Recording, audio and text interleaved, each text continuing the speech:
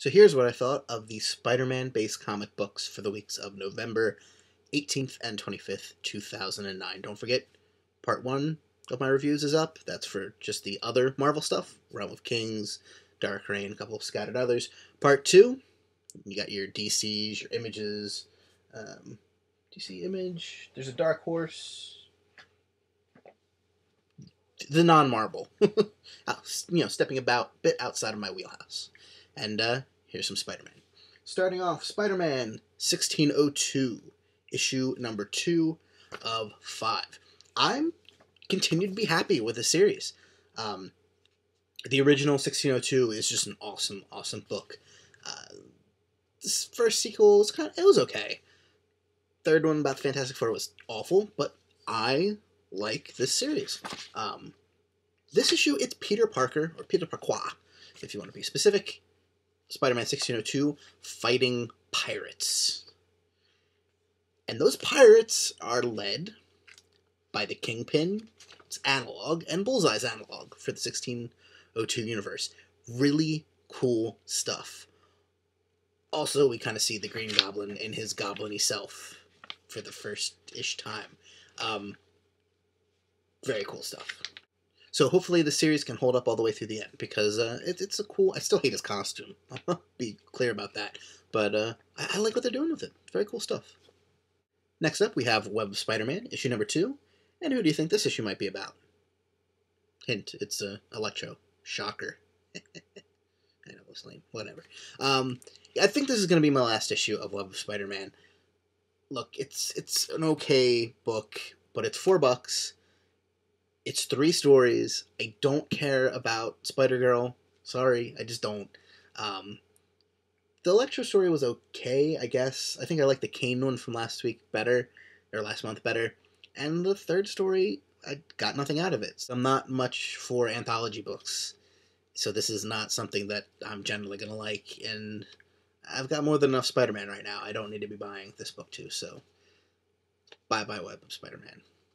It's well written. It's, if you have the money to spend on more Spider-Man or you like anthology books, this might be for you. It's not for me. I'd much rather take that $4 and buy a book like Spider-Man Clone Saga, which continues also to be pretty good. I think 1602 is probably a little bit better, but I'm enjoying this issue.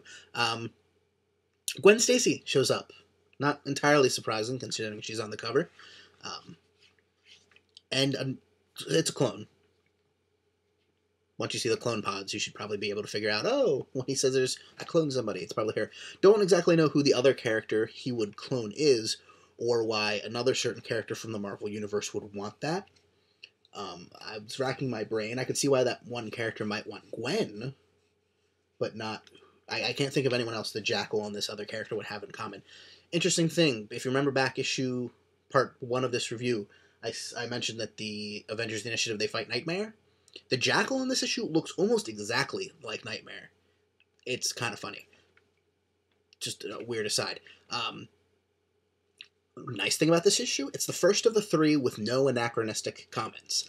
There is one about cell phones, but they had cell phones in the mid-90s, kind of. So I'm gonna let that one ride. But it's still weird. I don't understand why Marvel makes the anachronistic comments in this book. And by anachronistic, I mean, like in the first issue, they mentioned American Idol, despite the fact that this is supposed to be set always back.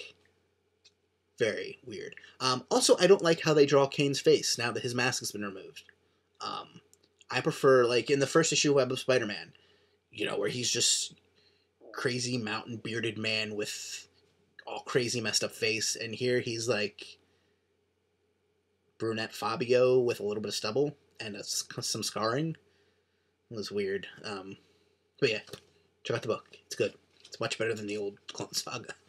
Because it's only 5 issues and won't last for too many years. Unless they delay it or something.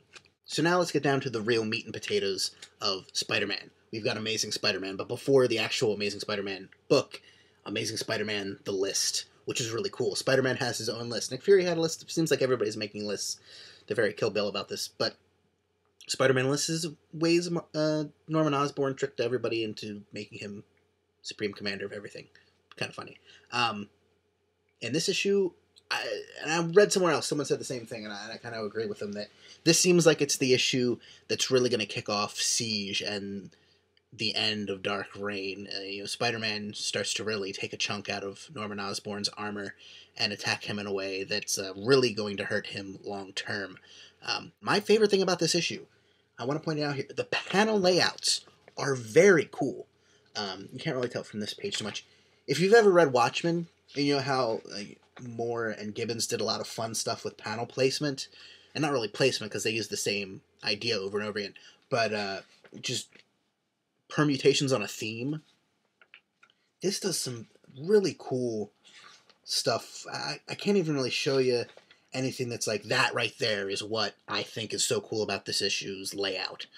But just every page almost is something new and different and creative, without generally being hard to read. I hate when there's new panel layouts and it's like, I don't know where I'm supposed to go on the screen here. Like, do I go up, down?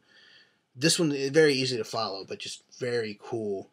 Even this one's very Watchmen-y, this particular panel, but, it's very cool. If you pick up the issue, you'll know what I mean. It's very nifty. And finally today, it's time to throw down the gauntlet with The Amazing Spider-Man, issue 612 and 613.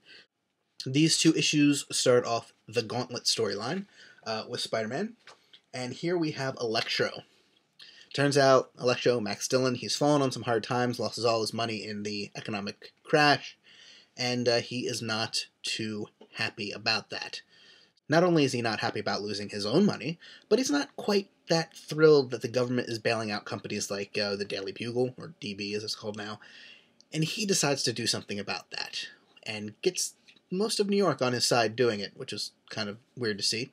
So he teams up with a old-school Marvel villain called the Mad Thinker, who looks kind of like Anton Chigurh from No Country for Old Men, which is not really a good look, but whatever, and decides to fight Spider-Man. And the Mad Thinker is going to help him get his powers in line. Apparently they've been going crazy and wonky, and the only way to get them back on track is to amp them up to ridiculous qualities. What he does at the end of the second issue, let's just call it arcing through some web, that was awesome. Probably the coolest thing that Electro's done in many, many years. I thought that was really neat. I also like the fact that Electro has no mask now. He has instead, like, the old mask, it's like a star basically made out of lightning bolts. Now it's the lightning bolt pattern has like burned itself into his face, almost like the power just kind of leapt around his mask and just left a permanent shadow there. So that was kind of cool. The art in both issues done by the same guy, and this is like parts 1 and 2 of 3 for the Electro part, and then the Gauntlet goes on with other villains. I like his style of art here. It's I don't even know how to describe it. It's not simple, overly. It's not overly detailed. There's just something... If you've ever read the Boxcar Kids mysteries, I know this is a very weird thing. If you've ever read any of the Boxcar Children mysteries from a long time ago, the original, I think it's 19, I think they all had the same artist. But it was a similar thing like that, where it was like... This is how I'm going to describe the art. Instead of like, okay, I'm going to draw something, so I draw a small line here, small line here, small line there. It's almost like the art is done with a lot of longer lines, where it's like, oh, the line here, which is going to connect into this line. Almost like the whole thing was drawn without ever lifting the pen off the paper in a weird way. And that just makes for a very interesting feel. Anyway, I like how the Gauntlet is starting out. Check it out. It's cool stuff. Phew, I'm exhausted now. So that's what I thought of all the comics I read the weeks of November 18th and 25th. And there was a lot of them. I hope you check out some series you haven't seen before. Have a very happy Thanksgiving. I don't know when you're watching this, but I'm recording it on Thanksgiving, which means I'm kind of hungry now. But have a happy Thanksgiving, happy holidays, beginning of that season. Go check out some comics. Go buy some comics and help give the comic book shops a happy new year and happy holidays as well. Have a good week.